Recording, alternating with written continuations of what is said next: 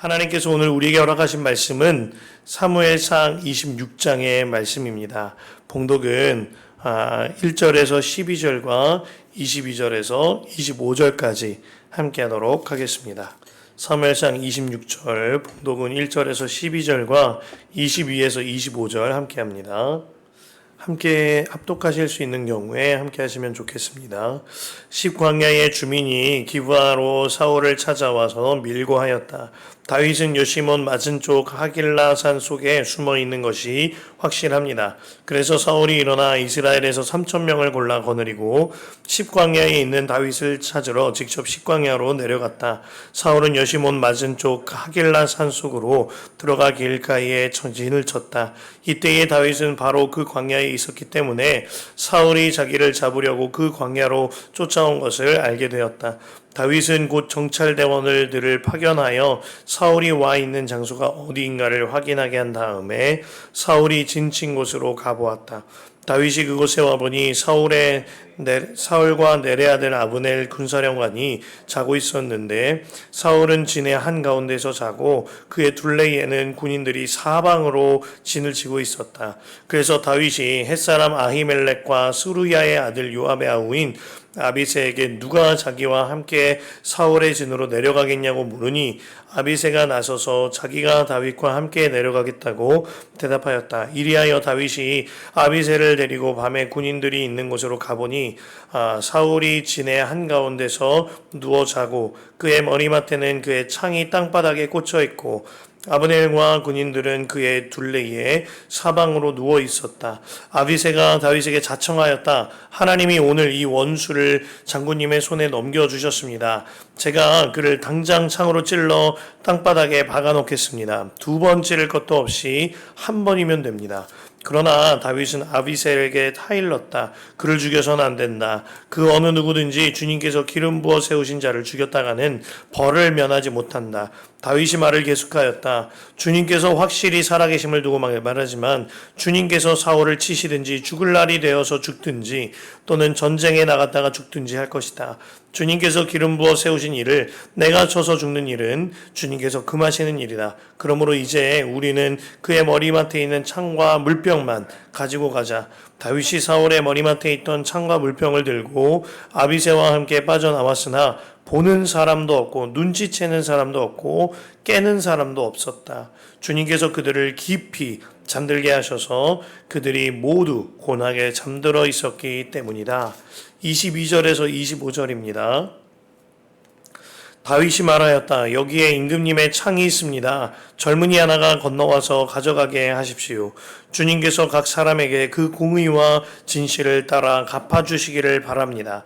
주님께서 오늘 임금님이 나의 손에 넘겨주셨지만 나는 주님께서 기름 부어 세우신 임금님께 손을 대지 않았습니다. 그러므로 내가 오늘 임금님의 생명을 귀중하게 여겼던 것과 같이 주님께서도 나의 생명을 귀중하게 여기시고 어떠한 궁지에서도 나를 건져내어 주실 것입니다. 사울이 다윗에게 말하였다. 나의 아들을 다윗아, 하나님이 너에게 복을 주시기를 바란다.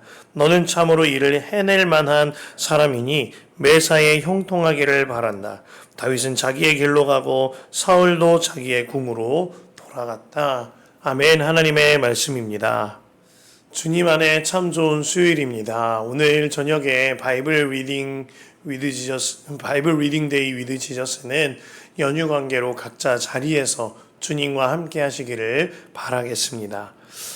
창을 겨누는 자와 창을 거두는 자라는 제목으로 말씀 나눌 텐데요. 한 교우께서 우리 교회 예배는 매일 부흥회를 드리는 것 같아요 하는 말씀을 주셨는데 너무너무 고마웠습니다. 그 교우께서는 우리 교회 예배가 은혜롭다라는 취지로 말씀을 하셨겠습니다마는 제 마음 가운데에는 그분의 마음과 그분의 삶에 부흥이 임하였기 때문이구나. 그래서 날마다 부흥회를 살고 계시는구나 하는 마음이 들어서 더욱 감사했던 것입니다.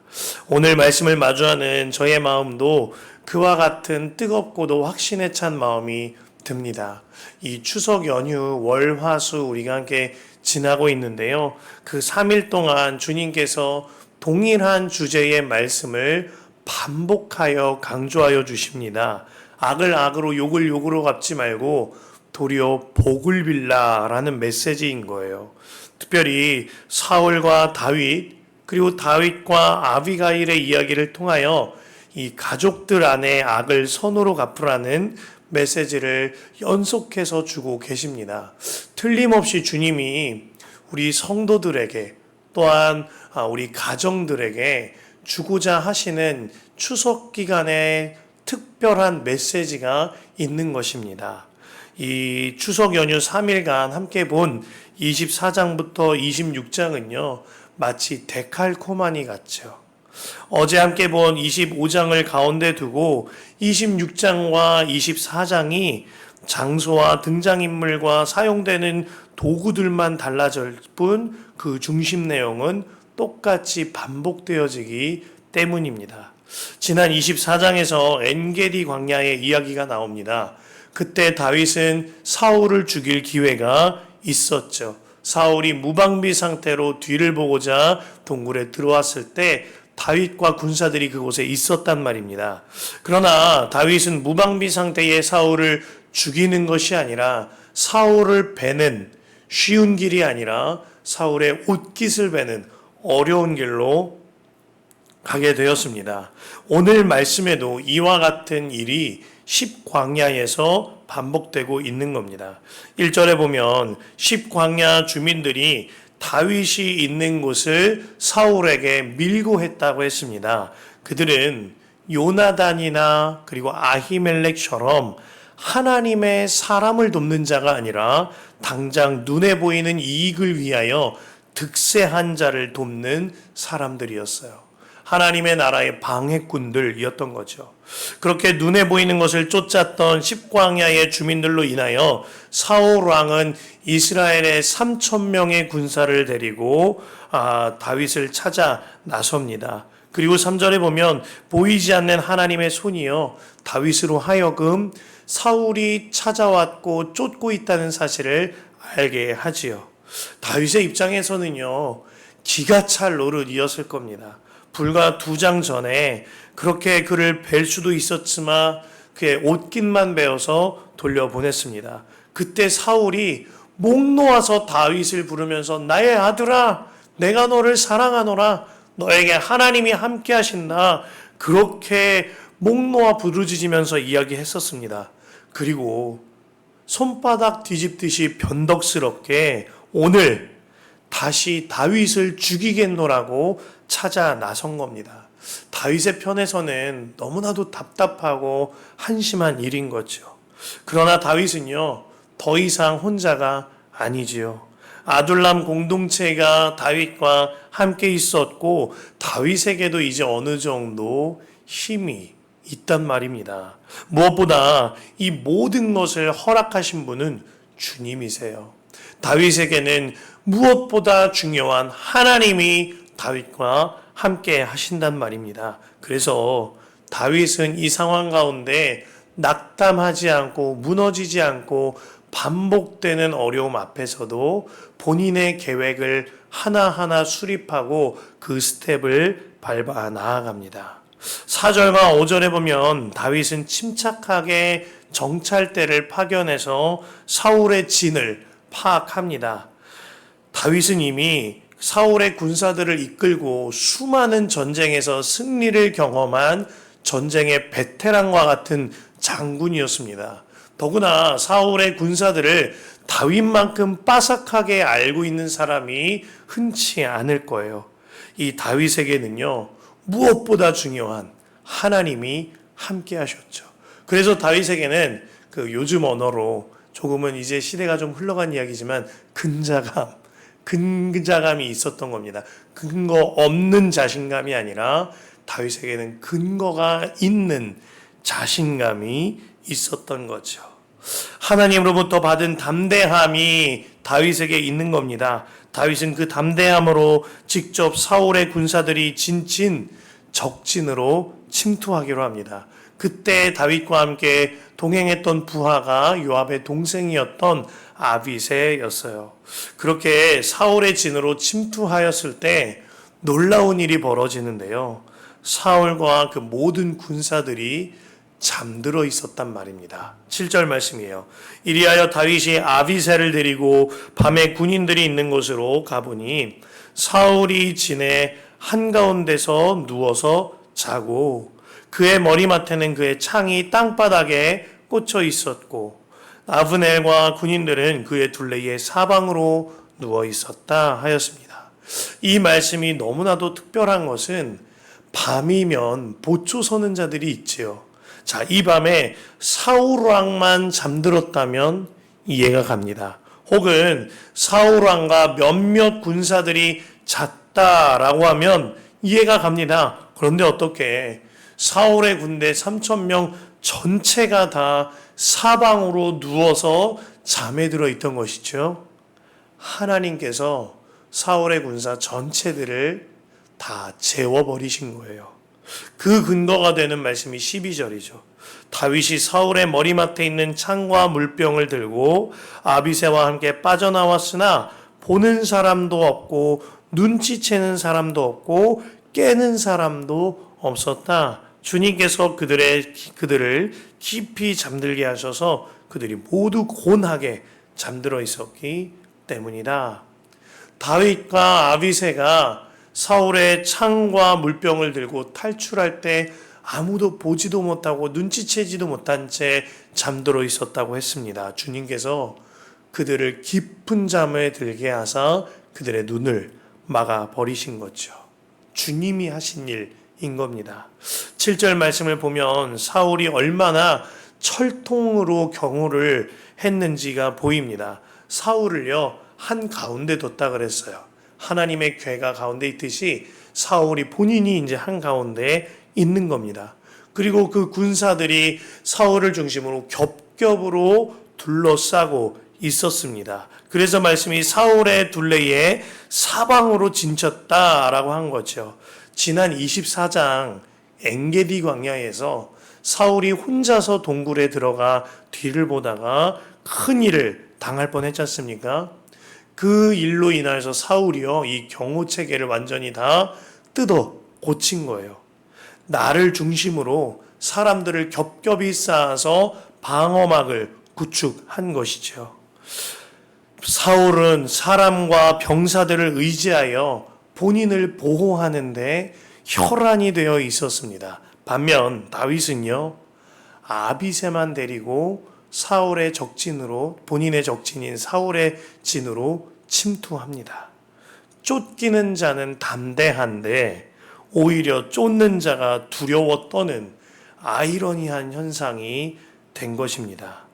두 사람의 믿음이 다른 거죠. 다윗은 나와 함께 하나님이 나와 함께 하시니 담대하게 두 사람만으로도 적진에 침투할 수 있었지만 사울은 하나님을 바라보지 않으니 겹겹이 사람들과 사람의 지혜를 의지하여 보호받으려 하고 있는 겁니다. 사울은 사람을 의지하며 사람의 지혜를 짜냈지만 하나님 앞에서는 속수무책이었던 거예요. 하나님께서 그들을 모두 잠들게 하시니 3,000명의 군사가 잠에 빠져서 어떠한 방어체계도 무색하게 만들어 버리신 겁니다. 그때 자고 있는 사울의 머리맡에 창과 물병이 있었습니다. 매우 급진적이고 강렬했던 성미를 가진 다윗의 부하 아비새는요 당장 창으로 사울을 찔러 죽이자고 합니다. 그러자 다윗이 말리지요. 그 말씀이 9절에서 11절이에요. 그러나 다윗은 아비새에게 타일렀다. 그를 죽여서는 안 된다. 그 어느 누구든지 주님께서 기름 부어 세우신 자를 죽였다가는 벌을 면치 못한다. 다윗이 말을 계속했다. 주님께서 확실히 살아계심을 두고 말하지만 주님께서 사울을 치시든지 죽을 날이 되어서 죽든지 또는 전쟁에 나갔다가 죽든지 할 것이다. 주님께서 기름 부어 세우신 일을 내가 쳐서 죽이는 일은 주님께서 금하시는 일이다.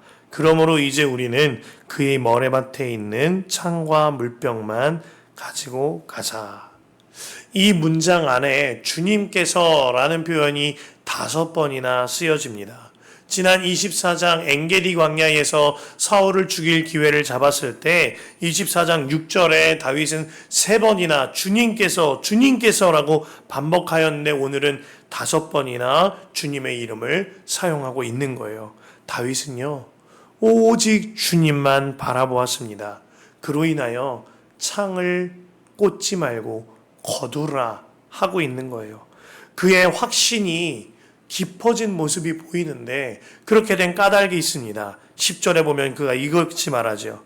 주님께서 사울을 치시든지 죽을 날이 되어서 죽든지 라고 하였습니다. 이 말씀은 바로 어제가 우리 함께 보았던 25장 말씀이 떠오르게 합니다. 25장에 나발이 어떻게 죽었죠? 25장 38절이 보면 열흘쯤 지났을 때에 주님께서 나발을 치시니 그가 죽었다. 오늘 말씀 10절에 다윗이 같이 말하죠. 주님께서 사울을 치시든지 죽을 날이 되어서 죽든지. 25장에 어리석은 자 나발의 말에 자존심이 상했던 다윗이 군사들과 본인도 칼을 차라 라고 했습니다. 그러나 지혜로운 여인 아비가일이 다윗의 앞을 막고 다윗은 그를 통하여 하나님의 음성을 듣습니다. 그렇게 나발과 그 집안을 학살할 계획을 거두게 되죠. 그 일이 있은 뒤 열흘쯤 지났을 때 주님께서 나발을 치시니 그가 죽은 겁니다. 나발의 죽음을 보면서 다윗이 어떤 마음이 들었을까요? 뼈저리도록 하나님의 보이지 않는 손이 보여졌을 겁니다. 하나님의 섭리하심을 깨닫게 되었을 겁니다. 만일 다윗이 분노를 주체하지 못하고 나발과 그 집안을 학살했다면 그는 왕이 될 수도 없고 그의 모든 행위가 정당화될 수도 없었습니다. 그러나 하나님께서 다윗을 막으시고 나발을 치신 거예요. 이 일련의 과정을 지나면서 다윗은 자신의 이 연약함, 분노로 인한 혈기의 연약함이 너무너무 부끄럽지만 정말 완전히 주님을 바라보고 인정하게 되는 계기가 된 겁니다. 그래서 오늘 말씀 10절에 주님께서 확실히 살아계심을 두고 말한다. 주님이 확실히 살아계시다는 거예요. 주님께서 사울을 치시든지 죽을 날이 되어서 죽든지 또 전쟁에 나갔다가 죽든지 할 것이다 하면서 주님을 바라보며 사울을 향한 창을 거두고 있는 겁니다. 여기서 우리가 주목할 한 가지 도구가 있지요. 창입니다. 사울이 땅에 꽂아둔 이 창이 어떤 창이지요?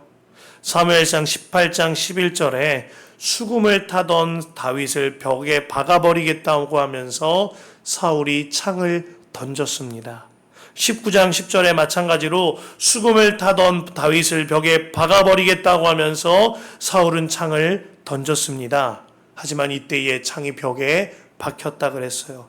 20장 33절에 자기 아들 요나단이 다윗의 편에 서자 아들까지도 죽이려고 사울은 창을 들어 요나단을 향해 겨눴었죠. 끝내 그는 22장에 보면 다윗에게 빵과 무기를 주었던 아히멜렉 제사장과 노베 제사장 85명을 학살합니다. 그때 사울을 묘사하길 성경이 이렇게 기록합니다. 사무엘상 22장 6절에 하루는 사울이 기브와 산등성이의 에셀나무 아래에서 창을 들고 앉아 있었다. 사울의 손에 들린 이 창은요, 하나님의 사람들을 죽이는 살인 도구였어요. 그것도 하나님의 사람들을 겨누며 가족들을 죽이는 창이었던 것입니다. 하나님의 에봇 입은 제사장들이 그의 손에 들린 창으로 학살당했죠. 그러나 똑같은 창이 다윗에게 들려지자, 다윗의 손에 들려지자 그 쓰임이 전혀 달라지게 된 겁니다. 하나님을 경외하게 만드는 도구로, 하나님의 공의로우심과 진실하심을 높이는 도구로, 하나님의 이름을 높임받게 하는 도구로 이 창이 쓰임받게 된 거죠. 오늘 말씀 22절부터 24절이에요. 다윗이 말했다. 여기에 임금님의 창이 있습니다. 젊은이 하나가 건너와서 가져가게 하십시오. 주님께서 각 사람에게 그 공의와 진실을 따라 갚아주기를 바랍니다. 주님께서 오늘 임금님을 나의 손에 넘겨주셨지만 나는 주님께서 기름 부어 세우신 임금님께 손을 대지 않았습니다. 그러므로 내가 오늘 임금님의 생명을 귀중하게 여겼던 것과 같이 주님께서도 내 생명을 귀중하게 여기시고 어떠한 궁지에서도 나를 건져내어 주실 것입니다. 같은 창이지만 사울의 손에 들렸을 때에는 살인도구로, 다윗의 손에 들렸을 때에는 하나님을 높이게 하는 도구로 쓰임 받은 거죠. 제가 섬기던 교회에서 들었던 이야기입니다. 한 장로님의 이야기인데요. 그 장로님께서 어떤 분으로부터 크게 속임을 당하게 되어서 엄청난 빚더미에 앉게 된 겁니다. 사업은 부도가 났고 온갖 빚쟁이들이 쫓아다니는 형편이 되어버린 거예요. 그 빚이 얼마나 컸던지 집 팔고 모든 것을 다 탕진할 정도로 많은 빚을 지게 된 겁니다. 그로 인하여 그 사람을 향한 분노가 들끓어 오르더랍니다. 앉아도 그 사람이 생각나고 걸어가도 그 사람의 괘씸함이 생각나서 마음의 병이 드신 거예요. 그러던 어느 날 길을 걷는데 그 사람이 눈앞에서 등을 보이고 걸어가는 게 보이는 거예요. 이 장로님께서 순간 이성을 잃어버렸어요. 그리고 곁에 있던 흉기를 들고 그 사람을 향하여 분노의 칼을 휘두릅니다. 한참 혈기를 부리고 정신을 차려보니까 그 사람이 눈앞에서 죽어 있는 거예요. 그 순간 이 장로님이 깜짝 놀랐습니다. 그리고 깜짝 놀라서 으악 하면서 깨어났는데 꿈에서 깨셨어요. 이 모든 일이 꿈이었던 거죠. 그리고 그때 장로님이 꿈에서 깨서 식은땀을 뻘뻘 흘리며 그 자리에서 무릎 꿇고 하나님께 기도했다 그래요. 하나님, 제가 마음속으로 그 사람을 미워하는 게 얼마나 끔찍하고 무서운 일인지 깨달았습니다. 하나님, 그를 향하여 미움의 칼을 들었던 나, 그를 미워하는 나는 죽었고 예수로 삽니다. 그리고 그 순간 그를 향한 증오와 분노가 완전히 사라졌다는 겁니다. 그리고 빚을 갚는 그 문제, 사기를 당하여 빚을 진 것이지만 그 문제 평생 동안 감당하시고 그 자녀들까지 감당하게 되었는데도 정말 그분의 삶이 하나님의 나라를 사셨다, 하나님의 평안함을 사셨다 하는 이야기를 들은 일이 있습니다. 사랑하는 성도 여러분, 여러분들의 손에 들려있는 창이 있으십니까? 창을 겨누는 자가 아니라 창을 거두는 자로 살게 되시기를 바랍니다. 우리 예수님께서 십자가에 달리실 때 병정들은 창으로 예수님의 옆구리를 찔렀지만 예수님께서는 십자가에서 기도하셨죠. 저들을 용서하소서. 저들이 자기가 하는 일을 알지 못하니이다. 여러분 마음속 손에 들린 창을 거둘 때 하나님을 향한 영광의 도구로 쓰임받게 되실 줄로 믿습니다.